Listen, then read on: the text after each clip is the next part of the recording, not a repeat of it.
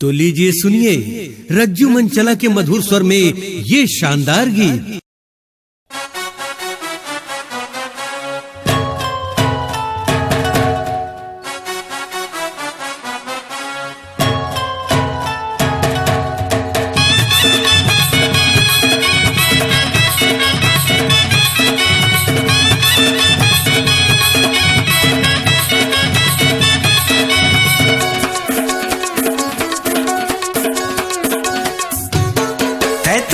चुग पहिने कपड़ा दूरी का बर करत हच लफड़ा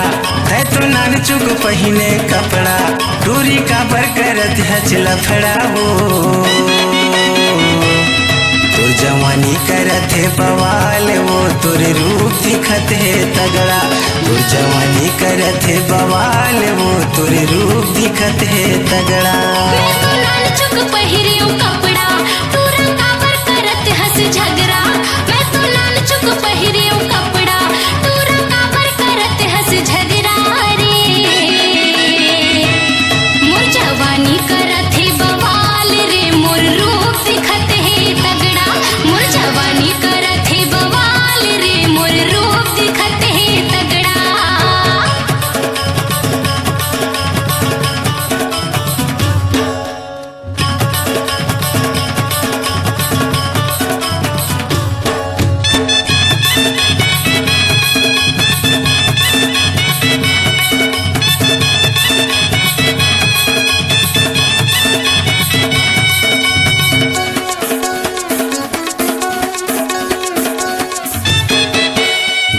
पिपरिया थाना ते गोरी सोन पर सही सच के पुलिस सिपाही मन देखते रह गए हूँ सुना गए वो जज के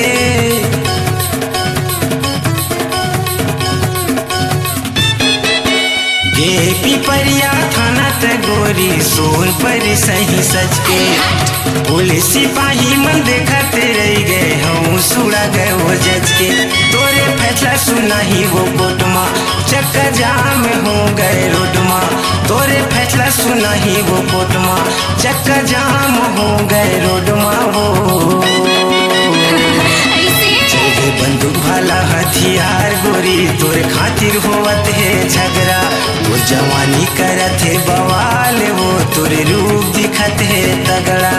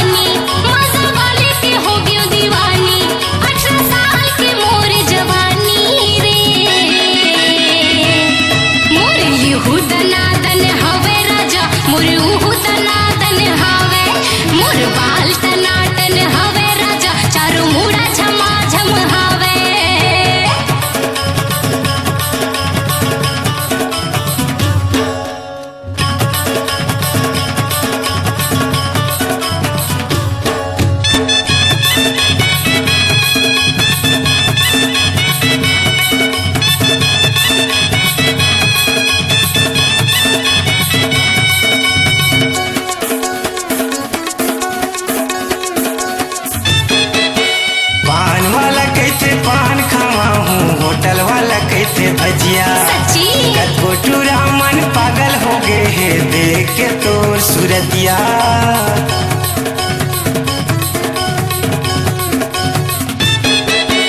पान वाला कहते पान खावा हूँ होटल वाला कहते भजिया कटकोटूरा मन पागल हो गए है देख के तोर सूरतिया तोर बर लिख लिख भेज भेजत पतिया कहाँ मिलबे तय रतिया तोर बर लिख लिख भेजत पतिया कहाँ मिलबे तय रतिया